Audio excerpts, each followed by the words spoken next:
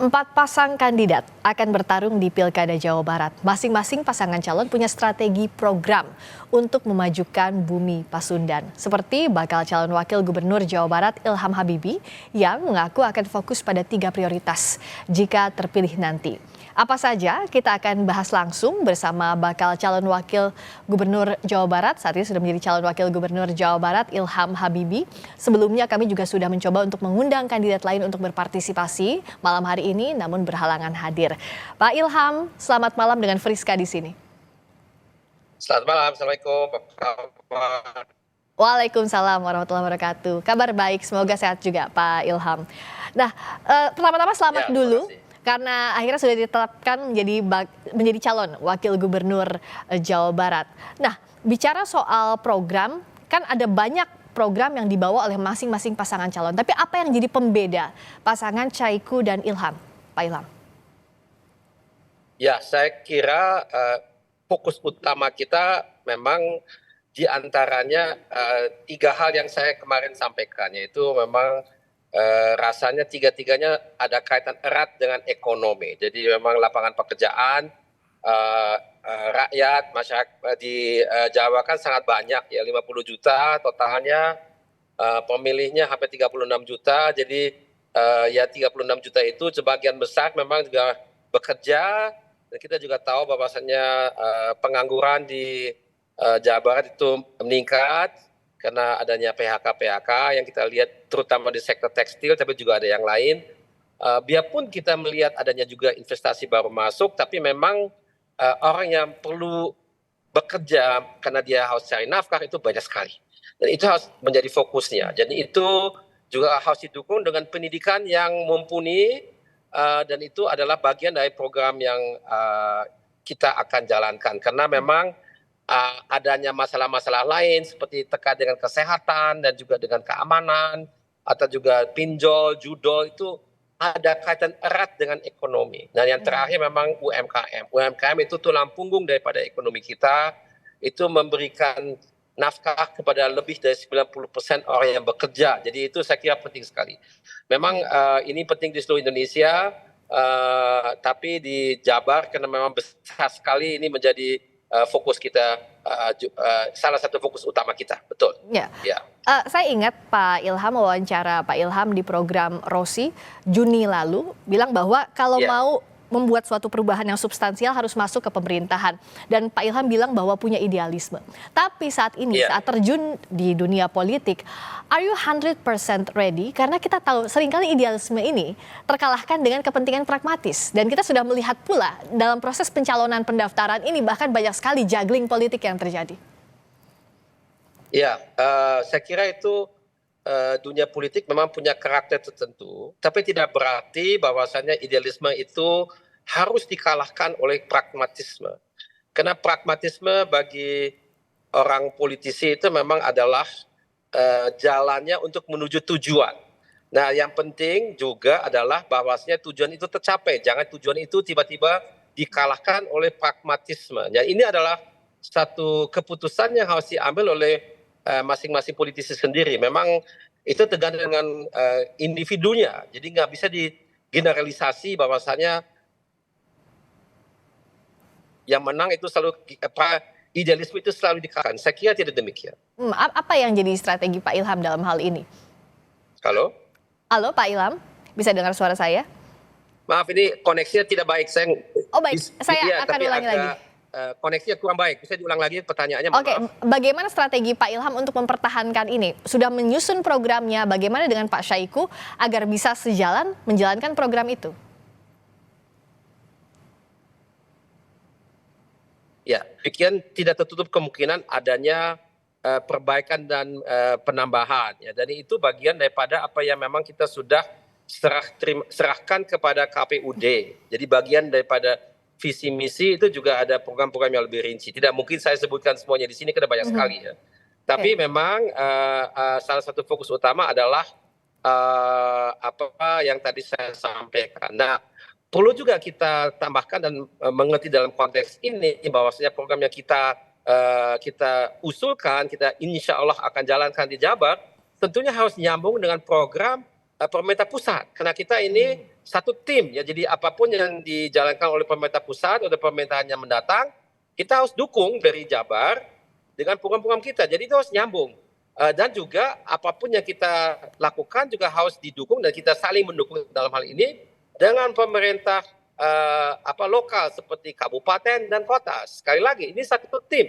Jadi biarpun mungkin kadang itu berasal dari partai yang berlainan, tapi tetap saja tujuannya sama. Kita semuanya mengembangkan negara dan bangsa kita menjadi negara bangsa yang maju, yang unggul, yang produktif, inovatif, yang daulat, yang berkelanjutan dan sebagainya. Ini adalah tujuan kita bersama menjadi Indonesia emas. Jadi kalau Indonesia menjadi emas, insya Allah pada tahun 2045, tentu Jabar juga harus menjadi emas. Mudah-mudahan duluan gitu.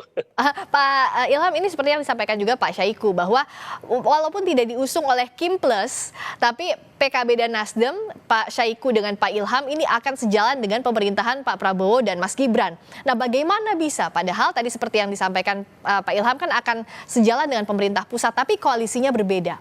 Bagaimana untuk jembatannya apa? Nah, pertama tadi kan PKS dan Nasdem, bukan PKB. PKS dan Nasdem. Ya, PKS dan Nasdem bagian daripada Kim Plus. Ya. Tapi kita harus membayangkan seperti ini. Kalau di Jabar itu ada dua pasang yang pengusungnya itu Kim Plus. Jadi siapapun yang menang nanti tetap saja Kim Plus yang menang kan. Jadi oleh karena itu dan saya kira oleh karena itu memang ada keterkaitan langsung dengan apa yang dijalankan, diputuskan oleh pemerintah pusat gitu ya. Jadi dan itu memang karena Jabar itu adalah provinsi yang sangat besar, hampir 20% daripada Indonesia dengan 50 juta dari 280 juta penduduk, jadi dampaknya besar gitu ya. Jadi memang menurut saya itu harus otomatis seperti itu ya, karena harus mendukung apa yang kita ingin capai sebagai negara dan bangsa sebagai secara nasional. Gitu. Artinya walaupun berbeda tidak bersama koalisi besar Kim Plus, tapi PKS dan Nasdem akan tetap sejalan. Tadi janjinya begitu dengan pemerintahan Pak Prabowo. Mohon maaf, tapi Kim Plus itu sebetulnya termasuk Nasdem dan PKS. Tapi di Jawa Barat ini kan terpisah artinya kan, tidak mengikuti koalisi bersama dengan Kim Plus. Gini, Kim Plus itu kan definisi di pemerintah pusat, ya. Jadi Kim yang tadinya mengusung Presiden Prabowo dan Wakil Presiden Gibran itu kan Kim. Nah ditambah dengan beberapa partai dari partai-partai lain yang tadinya semula tidak mendukung kandidat yang lain menjadi Kim Plus, itu di pemerintah pusat. Nah Kim Plus itu kalau di daerah kadang memang dia berstatus sebagai Kim Plus, kadang tidak, tapi tetap saja di level pemerintah pusat Kim Plus gitu. Oke, nah tapi kan saat terjun ke kontestasi tujuannya adalah menang. Nah di sisi lain ada bagian dari Kim Plus yang punya 15 kurang lebih partai politik yang akan melawan, jadi lawan dari Pak Ilham bersama Pak Syahiku. Nah apa strateginya kita akan bahas calon wakil gubernur Jawa Barat Ilham Habibie. Pak Ilham, walaupun di tingkat pusat sama-sama Kim Plus, PKS, Nasdem dan koalisi lainnya, tapi kan kalau di daerah ini terpisah-pisah seringkali, termasuk di Jawa Barat. Tapi namanya kontestasi pasti pengen menang tujuan akhirnya. Nah apa strategi dari PKS dan Nasdem menghadapi koalisi gemuk yang mengusung Kang Deddy Mulyadi? Ya, pertama yang harus kita ingat, Pilgub itu dan sama dengan Pilpres kan itu pemilihan mengenai tokoh gitu ya. Jadi partai penting sebagai mesin yang memang melaksanakan kampanyenya, tapi yang ditawarkan adalah tokohnya, gitu ya. Jadi itu penting dan kita juga harus lihat. Jadi partai-partai ini kan ada komposisi daripada timnya yang berbeda-beda, ya. Dan kalau kita lihat partai-partainya kan kita juga harus lihat dalam konteks Jawa Barat, gitu ya. Jadi tergantung dengan provinsinya, jadi struktur dari partai dan juga itu berbeda dari provinsi ke provinsi, jadi tidak bisa disamaratakan. Jadi itu yang saya ingin sampaikan di sini. Jadi memang kelihatan di sini ada dua tim yang berbeda. Satu itu tadi dengan 13 partai, satu dengan 3 partai, dan ada dua lagi hanya dengan 1 partai. Ini kita tidak bisa mengukur itu hanya dari jumlah partai Baik. yang mendukung. Itu memang biarpun itu adalah indikasi mengenai apa struktur yang akan ke lapangan, tapi ada kriteria-kriteria lainnya juga yang juga menentukan betapa efektif struktur tersebut. Tapi yang jelas Syahiku Ilham ini siap untuk menghadapi Pilkada Jawa Barat dengan timnya juga banyak senior-senior di Jawa Barat. Salah satunya ada Kang Ahmad Heriawan, ada juga Kang Saan Mustafa. Betul. Jadi lebih percaya diri kah? Betul sekali. Ya memang Kang Aher atau Ahmad Heriawan, beliau sudah bersedia menjadi ketua tim pemenangan sebagai mungkin jurkam yang paling senior gitu ya. Jadi itu memang sudah kemarin disepakati saya kira. Baik, terima kasih atas waktunya Pak Ilham yang juga sudah mengikuti tes kesehatan hari ini. Semoga hasilnya baik dan dilanjutkan dengan tahapan-tahapan selanjutnya termasuk nanti akan kampanye keliling Jawa Barat. Terima kasih banyak Pak Ilham Habibie atas waktunya. Selamat malam, sampai jumpa lagi.